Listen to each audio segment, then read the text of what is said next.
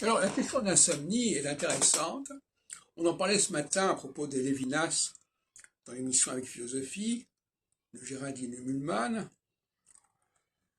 Alors, il paraît que, bon, alors finalement, il y a des gens qui ont des insomnies, et c'est un moment très particulier, très pénible par certains côtés, qu'il faut subir, qu'il faut supporter, paraît-il. Et il faudrait étudier cette question de l'insomnie, et savoir quelles sont les personnes qui sont les plus sujettes à l'insomnie. Alors, pour moi, l'insomnie, c'est une forme d'impuissance. Je dirais que c'est un rapport. Si je n'arrive pas à m'endormir, c'est comme si je n'arrivais pas à l'érection.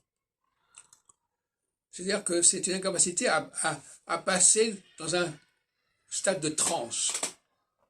Ne pas être capable de se mettre en transe. Le sommeil, c'est une mise en transe. Pour l'homme, la pénétration sexuelle, c'est une transe. Et dans certaines mesures, il y a des gens qui n'arrivent pas à se mettre dans cet état, ou qui n'arrivent plus à se mettre dans cet état. Et je disais aussi l'autre jour que la nuit est un moment masculin, parce que c'est le moment du silence,